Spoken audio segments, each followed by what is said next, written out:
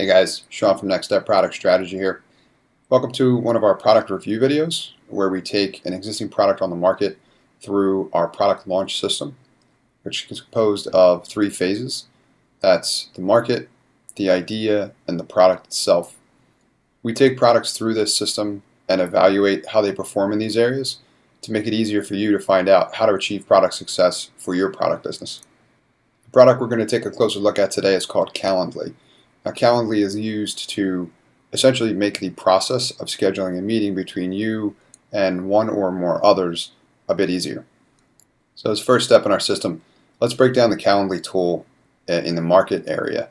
So essentially is, who is their target customer for the product? So number one, it's anyone that is responsible for managing a calendar and scheduling meetings. Number two, it's anyone that is already taking advantage of or is comfortable with the form of automation and using technology. So that crowd is probably going to be relatively tech savvy to be able to use their product. And then number three, anyone in this market is someone who has experienced the problem of scheduling, going back and forth, and they want that process to essentially work better. So the outcome of the market phase is all about identifying what problem we're trying to solve. So what problem is Calendly setting out to solve? So if you've ever been responsible for trying to coordinate back and forth between you and at least one other individual, some form of a meeting, you know very well just how much back and forth there can be. And it can be very frustrating, time consuming, and just difficult logistically. This is the problem that Calendly is setting out to solve. Second phase of our system is all about evaluating the product idea. So what's the idea when it comes to Calendly? How are they solving that problem? So the way it will work essentially is that I can set my availability on my calendar and then provide you access to it so that you have a self-service option to figure out what works for you when it comes to choosing a meeting. So I send you the link, and when you click on that link, all you can see is my actual availability. This prevents me from becoming double booked. I can also control what you can see and when you can see it. So that enables me to be able to restrict what times are available for you to book. From that point forward, the whole process is automated. You're able to select a time that works best for you. It's on my calendar, so obviously it works for me. You receive a meeting invite, you can accept it, it's on both of our calendars, and we're ready to rock. So how well does this product idea resonate with its market? So let's summarize. Essentially what you're telling me is that if I use the Calendly product, I no longer need to thoroughly check my calendar every time I'm going to book a meeting with one or more individuals. Instead, I can give them a self-service option. And not only can they click on that and pick a time that works for them, but it's going to be restricted to what's available for me as well. So essentially the full process is automated. Man, where do I sign up? So far, I really like the product idea. So how does the Calendly product make money? What is their revenue model? So Calendly uses the increasingly popular freemium model. You can use the product for free for a period of time, and then when you need premium features, then you'll have to upgrade to a paid tier.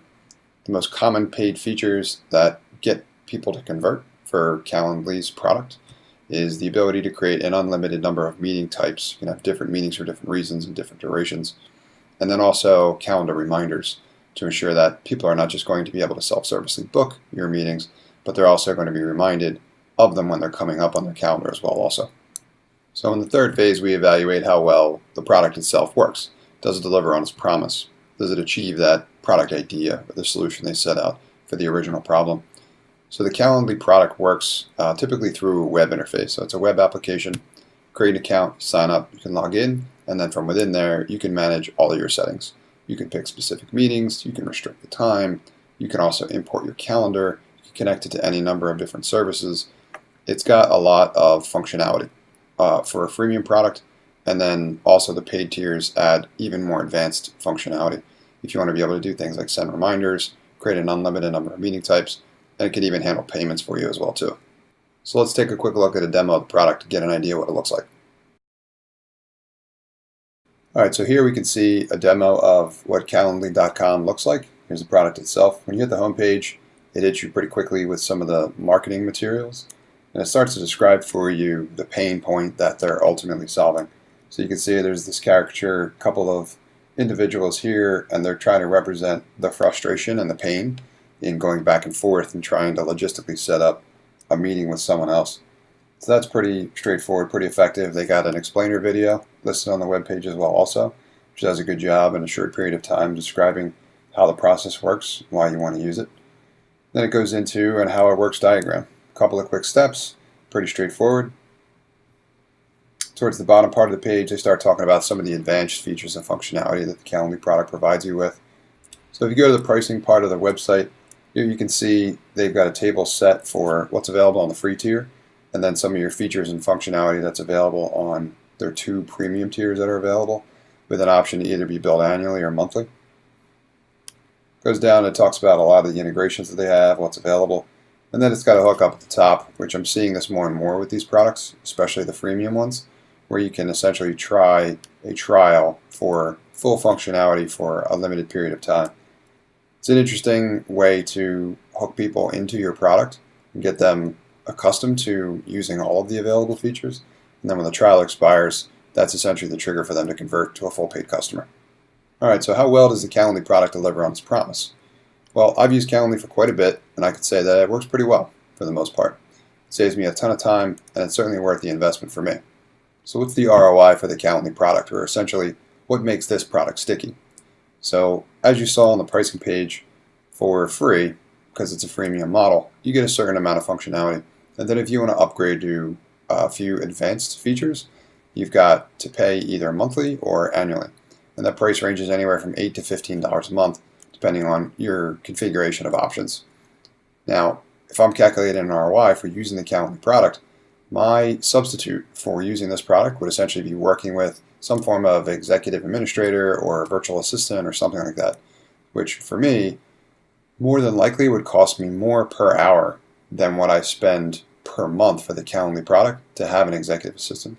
And even if I had one full time and the price is the same, which it clearly is not, an executive assistant is going to cost me hundreds if not thousands of dollars a month relative to Calendly, which costs me anywhere from $8 to $15. I still think the Calendly product would actually do a better job. It's fully automated and it's not going to make certain mistakes that a person would. So obviously you can see how Calendly has pretty significant hard ROI from investing in that product, assuming it can do the job the right way. So where does the Calendly product struggle? What essentially can be improved? So from having used it for a bit myself, one area which is a struggle for Calendly is that when trying to direct people through using my Calendly to book time with me, it does feel a little bit impersonal. I know I've experienced this personally myself subconsciously, and I believe my conversion rate has been a little bit lower than if I'm actually trying to schedule a meeting myself. I think the idea is that people feel that you're kind of deprioritizing them or disregarding them a little bit if you're putting them through the Calendly system and not handling the scheduling either yourself or with an executive assistant. So it's because of this that when using the Calendly product, it's required me to kind of soften my ask a little bit and offer alternative options, even if realistically, I almost always want them to go through the Calendly product. So that's an area of user experience that they can take a closer look at to figure out how can we kind of change that a little bit. So that's an area they can look at for potentially improving the user experience. So that's our product review of Calendly. If you guys have any other products for which you'd like us to take through this system to evaluate as well, please leave a note in the comment below. Thanks for watching our product review video, guys, and keep disrupting.